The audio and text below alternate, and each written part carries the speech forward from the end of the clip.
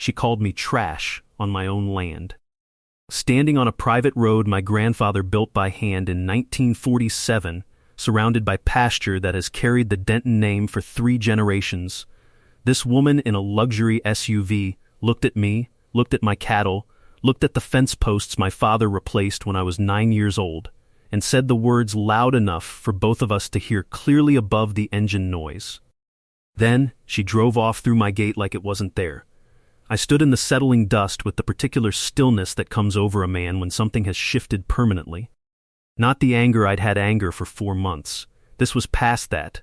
This was the cold, clear recognition that polite warnings had run their course and something structural needed to happen. That night I called a contractor I had worked with for 20 years. I told him I needed something built, something that would still be standing after both Sandra Whitfield and I were long gone, something engineered to a standard that a BMW traveling at 30 miles per hour would learn a lesson from. He asked me what I had in mind. I told him, permanent. Tell me where you're watching from.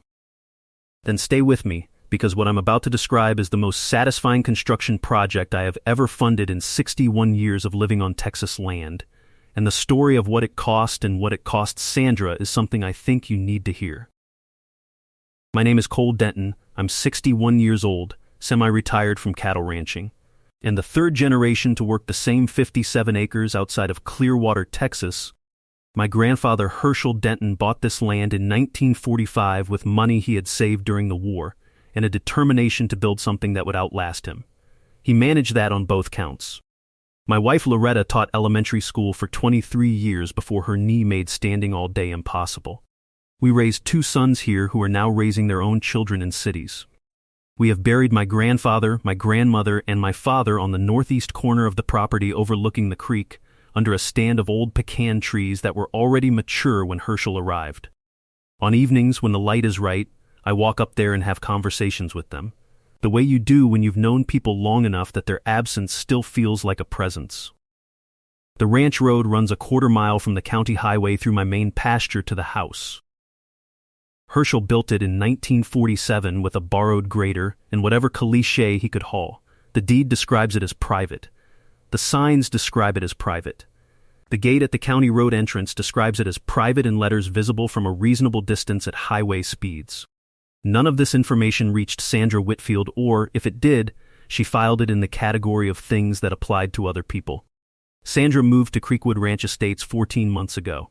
She came from Houston, drove a white Lexus GX that she replaced 3 months after arrival with an even newer white Lexus GX, and within 6 months had positioned herself as HOA president through a combination of energy, persistence, and the particular skill of making other people feel that disagreeing with her was socially expensive.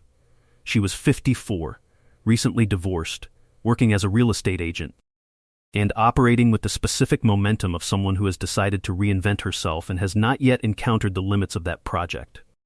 My ranch road cut 3 minutes off her drive to the highway. She discovered this approximately 2 weeks after moving in and began using it approximately 1 week after that. The first time I saw her drive through, I assumed it was a mistake. People miss turns. I walked to the gate and confirmed the latch was still functioning and went back to what I was doing. The second time I was at the fence line close enough to make eye contact. She slowed, acknowledged me with the minimal nod of someone who knows they are being observed, and kept moving. I walked to her car. She powered down her window with the expression of someone performing patience. I introduced myself. I explained that the road was private property, that it was on the deed, and that I would appreciate her using the public road for her route. I was as direct and as civil as I knew how to be. My grandmother raised me with the understanding that courtesy costs nothing and communicates confidence. Sandra smiled. It was the kind of smile that is designed to make the recipient feel unreasonable for having raised the subject. She said something about the road having been used by area residents for years. She said she understood I had concerns, but that established access patterns created community rights. She mentioned that she was on the HOA board and would be happy to look into the formal status of the road.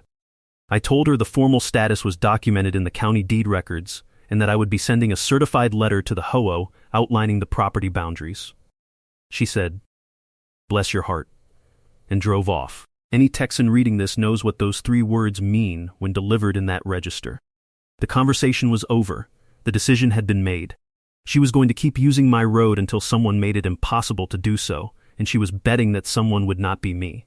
She was wrong about that. The certified letter went to the HOA board. The response came from a law firm in Houston that had the kind of letterhead designed to communicate that the people on the other side of this dispute had resources. The letter cited prescriptive easement theory and referenced continuous use and community reliance and other phrases that lawyers deploy when they want to make a property dispute seem more complicated than it is. I drove to the county courthouse on a Tuesday morning and spent 4 hours in the records room. The smell in there is particular old paper, institutional cleaner, and the specific dust of documents that have not been touched since they were filed. What I found was not complicated. My grandfather's deed. My father's subsequent survey correction filed in 1986. Every document in the file said the same thing in the unambiguous language of property law. This land belongs to the Denton family. It has never been public. It has never been conveyed to any other party. There is no easement, prescriptive or otherwise, that survives contact with the actual recorded title. I also found something else while I was there. Something that a county records clerk named Dorothy, who had known my family since before I was born, mentioned while she was helping me locate the 1947 plat. She said, "You know that HOA development had a formation agreement. Might want to look at Section 11. Section 11 of the Creekwood Ranch Estates Development Agreement, filed with the county before the first foundation was poured, included a clause in which the developer explicitly acknowledged that pre-existing private ranch roads within proximity of the development carried no community access rights, and that the HOA made no representations to buyers about access to any such roads. Sandra had been selling something the HOA had already legally disclaimed. I called my attorney that afternoon. Her name is Patricia Holloway, and she practices property rights law in a way that makes opposing counsel nervous. I explained what I had found. She asked me to scan and send everything. 3 hours later, she called me back. "Cole," she said, "she's been telling buyers your road is included in their amenities. She has pending sales contracts with that representation in the documents." I asked how she knew that. Patricia said she had a source in the area real estate community who found the situation ethically troubling enough to share what she knew. I sat with that information for a moment. Then I asked Patricia what we could do. She said, "The question is what you want. You can pursue damages, you can seek injunctive relief, or you can build a wall." She paused. "Or all three." I told her I was going to start with the wall. Hector Vega has been building things in this county since he was following his father around job sites in middle school. He is 53 years old, has the particular calm of someone who has solved every construction problem imaginable, and chews spearmint gum in a way that communicates steady concentration. I have known him since we were both young men, and I trust his work the way I trust anything that has been proven over time. I described what I wanted. Not a fence, not a gate replacement, a barrier, steel-reinforced concrete, foundation deep enough to be geological, height sufficient to make the statement I wanted to make without any ambiguity about the nature of the statement. Hector looked at the site for about 2 minutes without speaking.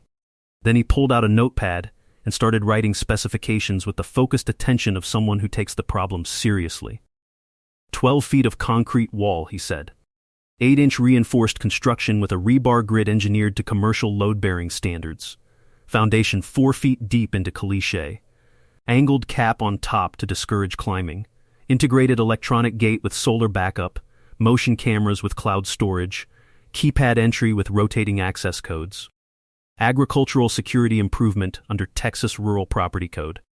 Permitted, inspectable, permanent. He gave me a number that made my checking account have an opinion.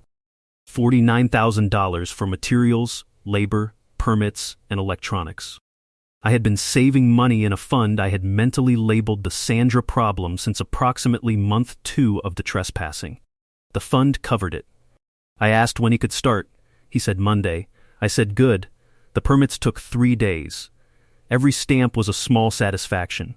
Legal construction, properly authorized, documented through official channels, unassailable in court. My grandfather had taught me something about this: do the thing right the first time and you never have to apologize for it later. Sandra arrived 15 minutes after Hector's crew on Monday morning. I will give her this: she had good surveillance on my property, which would become relevant later in the criminal proceedings. She came with 3 women from the HOA board, all of them dressed in the way that communicates suburban authority, and a man in a hard hat who turned out to be a county inspector she had personally contacted and requested perform an emergency review of the construction. I watched them approach from the house and felt nothing in particular except the quiet satisfaction of knowing that my permit folder was in my hand and had been reviewed by an attorney. The inspector, whose name was Rodriguez, examined our paperwork with the expression of a man who has been used as an instrument in a neighbor dispute before and does not find the experience enjoyable. He checked measurements. He reviewed the permit documentation. He tested the soil assessment against our foundation depth specification. He said, "Everything appears to be in compliance. Setbacks are correct. Foundation specifications exceed agricultural standards." Sandra said, "That can't be right." Rodriguez said it was, in the tone of a man who had just confirmed it personally and did not require input on the subject. He left.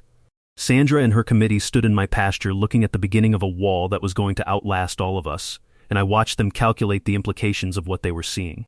Then I said, "You're trespassing. I'd appreciate it if you'd move back to the county road." They left. Not immediately, but they left. The sabotage happened on a Tuesday night. My security cameras recorded it clearly, a figure in dark clothes with a crowbar working on the foundation forms at approximately 2 a.m, with the expertise of someone who had watched a construction tutorial but had never actually poured concrete. The structural damage was targeted incorrectly, which is the kind of mistake an amateur makes when they understand that damage should be done but don't understand where the load points are. Deputy Torres arrived at 6 a.m. after I called. He reviewed the footage, wrote down the license plate visible on a vehicle parked on the county road shoulder in the camera's peripheral range, and told me what I already knew: the footage was good enough for an investigation, but the figure's face wasn't clearly captured. I told him I understood and asked him to file the report. He filed it. The report would become relevant in month 4. The construction continued. Concrete poured on schedule. The wall rose with the particular authority of something that has been properly engineered. Each day it was taller. Each day Sandra's options narrowed. The financial reality underneath Sandra's behavior came through my attorney's contact in the local real estate community. Sandra had approved an HOA budget the previous year that included $160,000 in community improvements, designer landscaping, decorative lighting, amenity upgrades that the dues structure could not support without significant property value appreciation. She needed the property she was selling to close at premium prices. The ranch access marketing angle, authentic Texas ranch living with private road privileges, was not incidental to her business plan. It was central to it. Without it, her pending contracts were misrepresented sales, and her budget projections were fiction. She had committed to a financial structure that required stealing my property to remain solvent. That context made everything that followed make more sense. The environmental complaints were creative, I will say that. Sandra filed reports with the State Agricultural Commission, claiming my cattle operation was creating health hazards and contaminating local water sources. She filed noise complaints citing unreasonable agricultural disturbance. She filed with the county health department about what she described as sanitation concerns. Each complaint brought an inspector. Each inspector found a clean, well-managed operation. The veterinarian who arrived on behalf of the Agricultural Commission spent 40 minutes examining my herd and told me it was one of the better managed operations she had seen in the region. She also told me, in a tone that conveyed professional irritation, that filing false reports with state agricultural agencies carried penalties she was required to document. I thanked her and kept her report. The collection of official documents I was accumulating had the satisfying quality of a case building itself. Sandra was generating evidence of her own conduct with every complaint she filed. Every contractor she sent to my property, every trespassing incident my cameras recorded. Patricia reviewed the growing file with the appreciation of an attorney watching a gift assemble itself. The buyers began figuring things out around week 3 of construction. The wall was visible. The news coverage was running. The county deed records were public. 3 families who had signed contracts with access to my property as a listed amenity contacted Patricia through their own attorneys seeking clarification about whether that access was legitimate. It was not. 2 contracts canceled. 1 initiated fraud proceedings against Sandra directly. The transaction Sandra had been counting on to cover her budget deficit dissolved over the course of a week like everything built on a false premise eventually does. The attempt to stop construction through an eminent domain inquiry was the most ambitious of Sandra's strategies, and the one that collapsed most completely. She contacted the county commissioner's office arguing that the road served emergency vehicle access needs that justified government intervention. Commissioner Caldwell, who had attended my father's funeral and whose family had ranched this county for as long as mine had, explained to Sandra that eminent domain was a government power that required demonstrated public necessity, that private HOA roads were not public infrastructure, and that my property had never been identified in any county emergency access plan. He did this in approximately 4 minutes and did not follow up. The channel news coverage Sandra arranged backfired in the specific way that things backfire when the evidence is on the other side.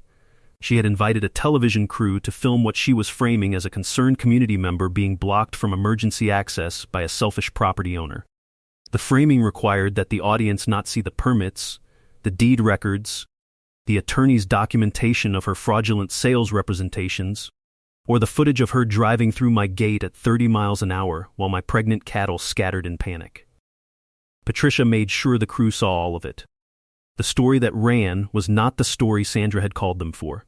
It was a different story about a real estate agent who had been selling access to property she did not own, whose license history showed prior disciplinary action for a similar scheme in 2018, and who was now under investigation by the Texas Real Estate Commission for fraudulent misrepresentation to buyers. The Trek investigator appeared at the Clearwater County Fair on the same Saturday Sandra had apparently chosen to make a public stand at the community event. The timing was either coincidence or her own poor planning. He announced the suspension of her license with the minimal ceremony of an official performing a professional function. The cameras were rolling. The crowd was watching.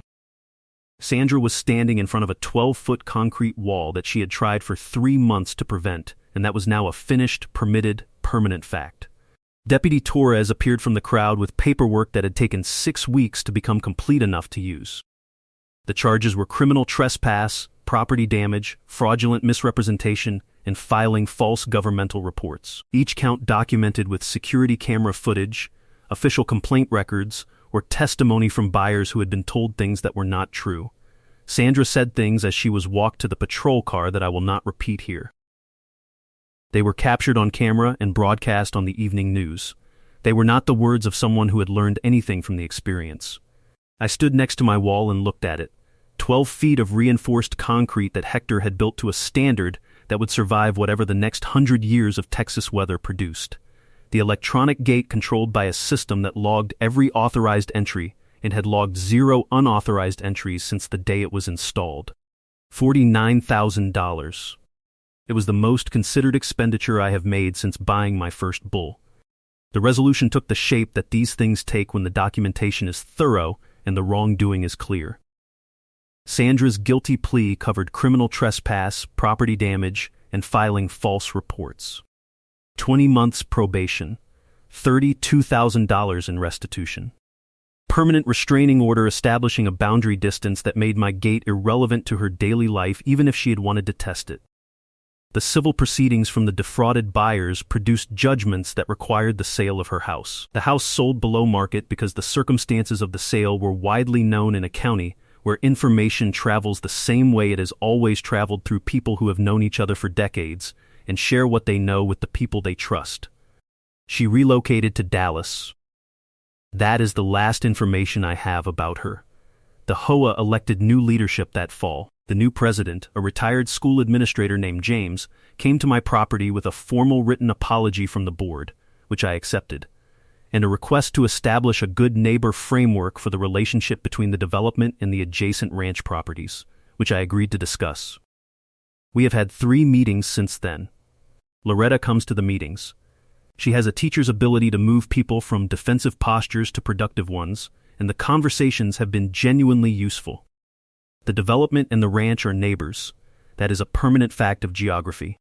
What isn't permanent is whether that proximity produces conflict or cooperation, and the choice belongs to the people involved. Hector's company has built 4 similar structures for other rural landowners in the county since completing mine. He calls the design the Denton configuration and uses our wall as his reference project when potential clients ask about specifications. I do not mind, the wall should be documented somewhere. My grandfather documented everything he built. The scholarship fund that Patricia and I established with a portion of the restitution payments supports rural students pursuing agricultural or legal education. 3 students received awards in the first year. One of them is studying property rights law specifically, which I find appropriate. Loretta and I have our coffee on the porch each morning when the weather allows. The gate is visible from the porch at the right angle. The cameras blink their small green lights. The wall stands in the morning light looking exactly like what it is, something built right, built to last, built for a specific purpose by people who understood the problem clearly. My father used to say that a well-built fence tells its own story. You don't have to explain it. You don't have to defend it, you just maintain it. I drive the property line on Sunday mornings the way he did. Check the fence, check the gate, check the wall. Everything solid, everything where it should be. The pecan trees on the northeast corner are putting out leaves again this spring. I walked up there last Sunday and stood for a while in the way I do. I told my grandfather about the wall, about the $49,000, about the contractor and the permits and the concrete. He would have wanted the measurements. Leave your story in the comments the moment someone mistook your patience for permission, the neighbor dispute that taught you something permanent about property rights, the decision you made that cost money but bought peace. I read every one. Subscribe, stay with it. The gate is closed, it will stay that way.